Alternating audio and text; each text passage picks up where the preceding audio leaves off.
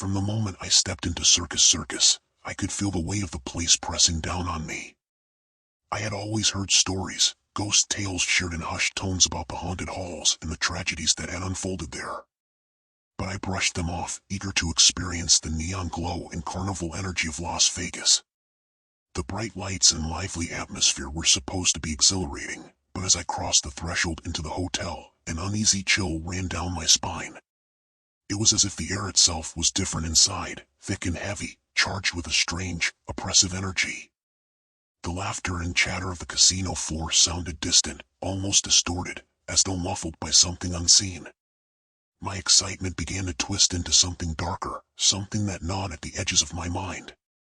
It was like the shadows in the corners of the room were watching me, their cold eyes tracing my every move. I tried to shake it off, blaming my nerves on the long drive and the stories I had foolishly entertained. But deep down, I knew there was something wrong. There was a darkness lurking beneath the surface of Circus, something ancient and malevolent.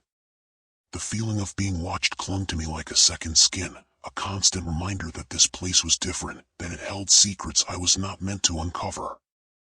And yet, despite the creeping terror, I couldn't bring myself to turn back. I was drawn in, helpless against the pull of whatever haunted these walls. Little did I know, my nightmare was just beginning.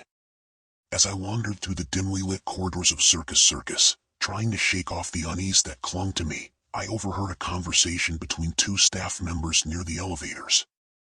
Their voices were low, filled with the kind of fear that only comes from something deeply unsettling. I slowed my pace, my curiosity piqued, and caught fragments of their whispered words. They were talking about the hotel's dark history, stories of strange occurrences, unexplained deaths, and the chilling tale of a room where a gruesome murder had taken place years ago. The story was horrifying. A man had gone mad, brutally killing his wife and children before taking his own life in that very room. The details were graphic, the kind that make your skin crawl, but what struck me most was what they said next. "They say his spirit never left," one of them murmured. "Guests who stay in that room report hearing footsteps, seeing shadows, and feeling an overwhelming sense of dread. Some even claim to have seen the man, standing at the foot of their bed, watching them with hollow eyes." My heart pounded in my chest as I listened, my mind racing with images of what they described. I should have been terrified, should have walked away, but instead, I found myself inexplicably drawn to the idea of that room. It was as if something was calling out to me, a silent whisper in the back of my mind that I couldn't ignore. The more I thought about it, the stronger the pull became. I couldn't resist it.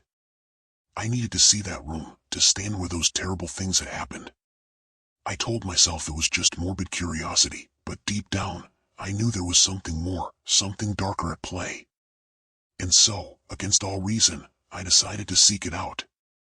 It started slowly, almost imperceptibly, as I settled into my room at Circus. At first, it was just small things, doors creaking when no one was near, lights flickering without reason.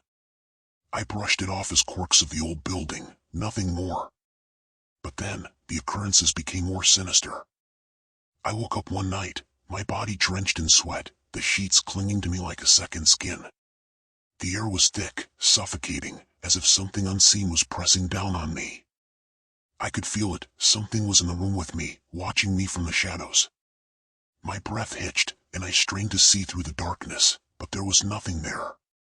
Just the oppressive silence and the overwhelming sense of dread that wrapped around me like a shroud. And then, the whispers started. Faint at first, barely audible, like the wind brushing against the window.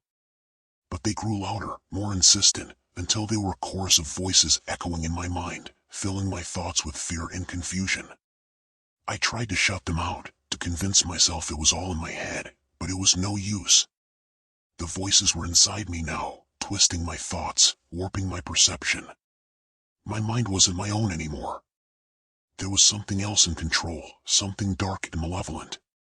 It was as if I was being pulled under, drowning in a sea of madness, unable to fight back.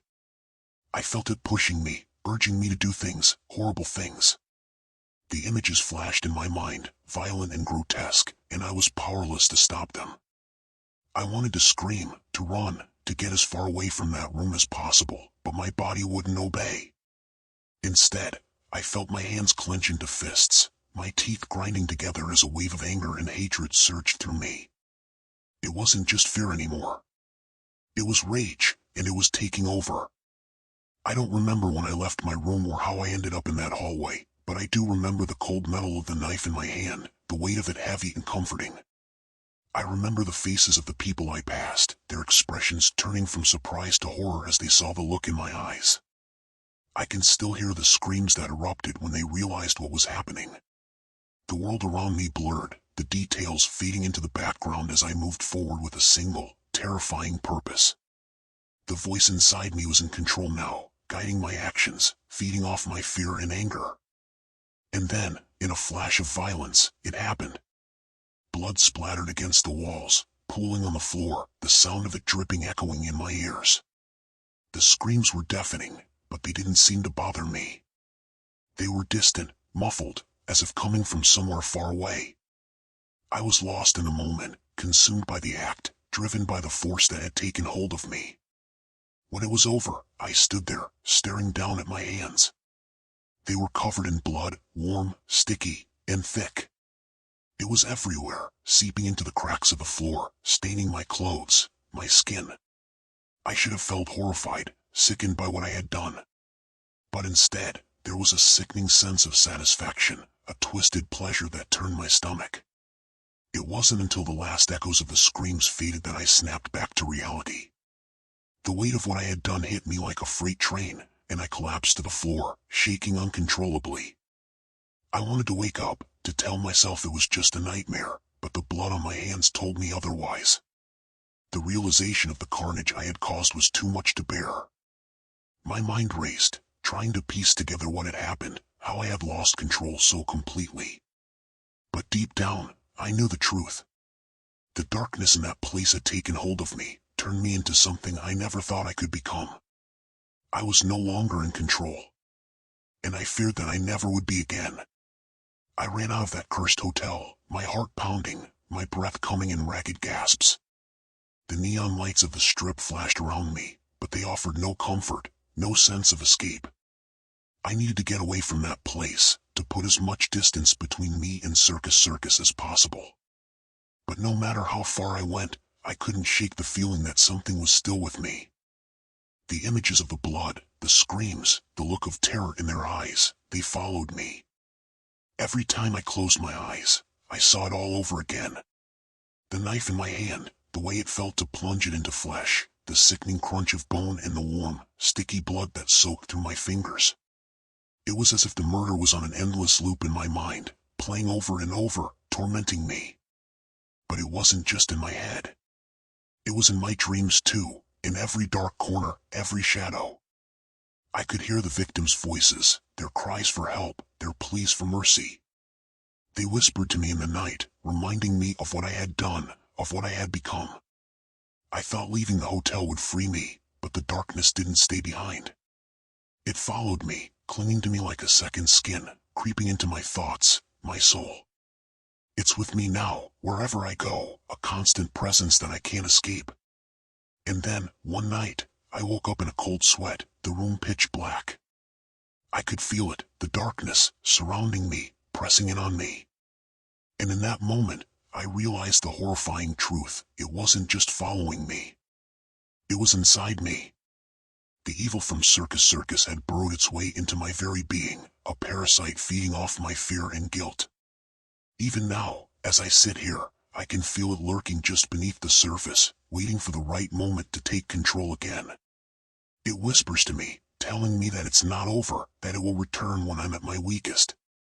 And I know, deep down, that one day it will. I thought I could leave the darkness behind, but the truth is, it's a part of me now. I'm haunted, not just by the memory of what I did, but by the knowledge that the darkness will never let me go. And the most terrifying part? I don't know if I'll have the strength to fight it when it comes back.